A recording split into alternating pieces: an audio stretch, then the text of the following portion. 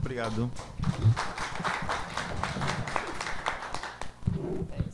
Ângela, você começou se apresentando e já falando sobre o trabalho do Newton. Eu queria já que a gente começasse falando um pouco da importância do Newton Navarro para as artes plásticas do Rio Grande do Norte, né? E você também, que é artista plástico, fizesse, por exemplo, um balanço, por exemplo, do que você tem acompanhado a nossa produção, o que é que você acha, quem são os nossos melhores artistas plásticos. O Newton Navarro é o grande nome, realmente, das artes plásticas no Rio Grande do Norte, enfim. Eu queria ouvir um pouco da sua opinião sobre isso. Eu não gosto muito, isso aqui não funciona, de classificar muito essa questão, quem é o melhor ou o menor, né? Eu acho que a gente...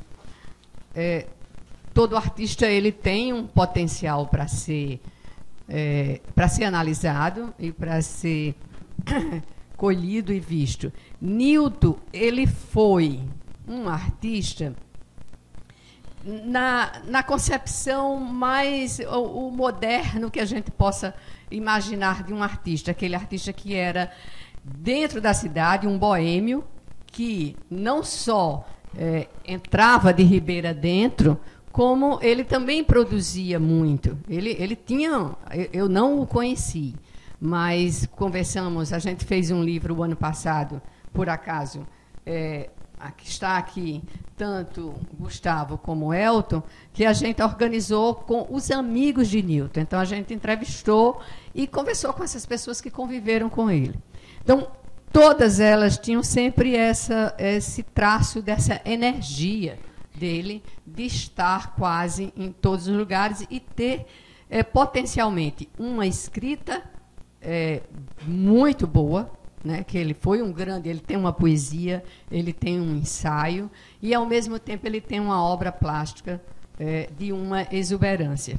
E ele tinha a grande boemia também, né? Então, ele tem esse perfil que hoje, quando você vai falar sobre artes plásticas, é claro que é diferente, né? Você já não tem mais esse artista com essas características. Então, ele, e como você falou, perguntou sobre Leopoldo Nelson, que também foi um trabalho de pesquisa que eu fiz há uns 3 anos atrás, só que Leopoldo tinha uma diferença. Leopoldo era um professor universitário, era um pesquisador muito dentro da área dele, e as artes, ele pintava só nas madrugadas, e era como uma expressão... Ele jogava aquela questão da academia, dos conceitos, da pesquisa muito, muito séria, então ele jogava à noite para as artes plásticas.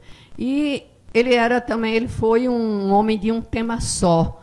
O Leopoldo, se a gente for analisar a obra dele, era sempre Margarida, era sempre as mulheres, e sempre tinha uma visão estarrecedora, uma visão, ela é uma arte que inquieta a gente.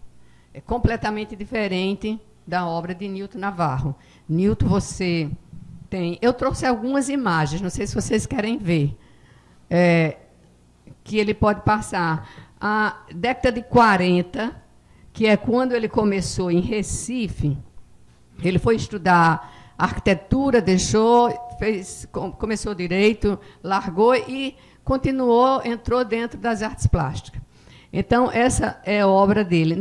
No início da obra, você vê uma coisa muito lírica, umas imagens muito aguada, os tons são muito leves, muito suaves. E existia um romantismo talvez até da idade e da época. Ele foi muito amigo de Cícero Dias, em Recife, que tinha uma obra muito parecida com essa obra que ele construiu. Depois ele vem a Natal e ele faz a primeira exposição de arte moderna em Natal, é feita por ele. Um ano depois é que ele se junta com Dorian Gray e faz o segundo salão de artes plásticas da cidade. Isso já fazia uns 22 anos depois que aconteceu a Semana de 22 em São Paulo. Nessa década de... Eu, pelo menos, não estou enxergando, se alguém estiver enxergando essas imagens. Mas a gente vai dar para ver. Vamos para a década de 60 e 70. Uma das características da obra de Newton são os traços. Ele é um desenhista na sua essência. Ele não é um pintor. Ele não inicia a partir das cores. Ele inicia, termina, e todo o processo está no desenho, está no traço. O traço dele é fundamental.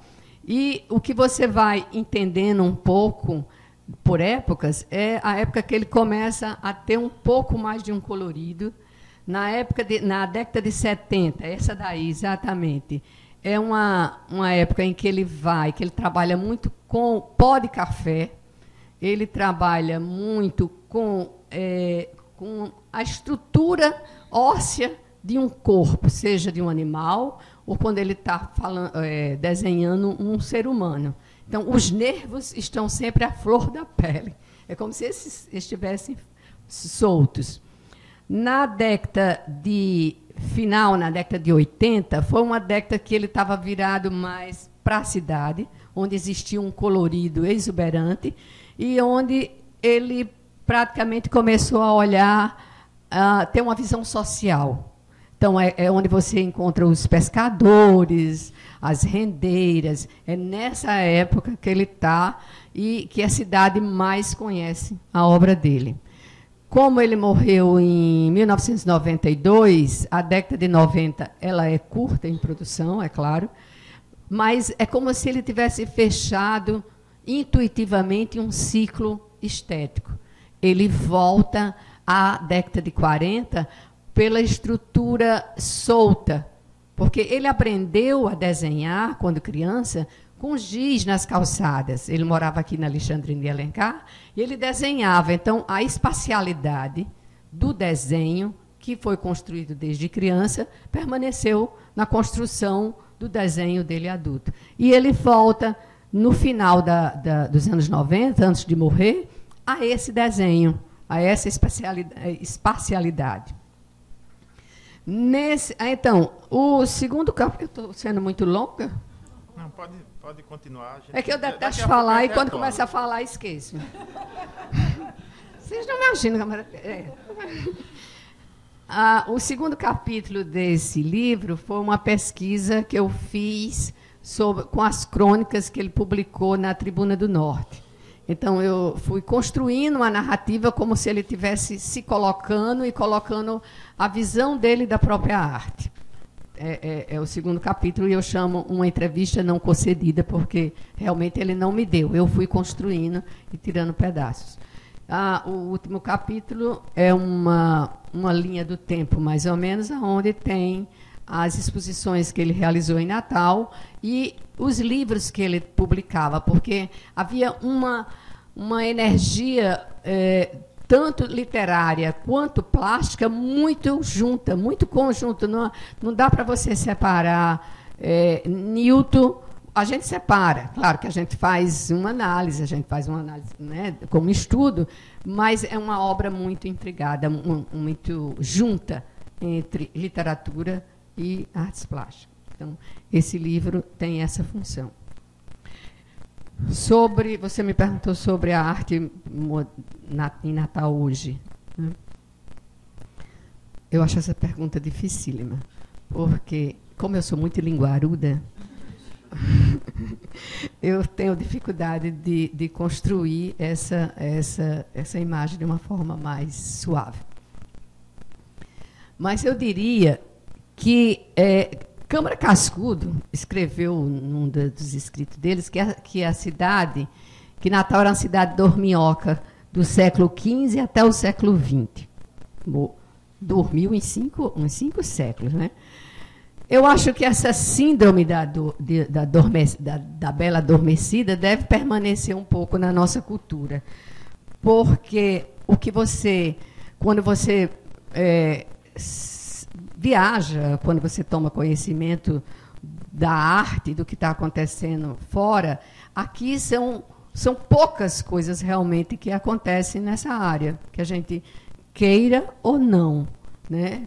Tem, claro, não quer dizer tem gente jovem, a gente que trabalha, tanto eu como Josimei, dentro de uma universidade, onde tem toda uma energia de gente jovem, tem um departamento de artes que uma professora está aqui e que conhece, então você tem esses elementos, mas ainda são poucos, não são, eles não saem, né? Você não é uma pessoa que está lá fora e olhe para o Brasil e olhe para Natal e diga, existe um artista tais artistas, existe um movimento de artistas jovens fazendo arte atualizada, arte seria contemporânea. Não estou conceituando arte contemporânea, até porque eu tenho até uma certa, assim, um olhar meio complicado sobre ela também, mas estou falando a própria existência ou não, e isso sair da cidade ou não.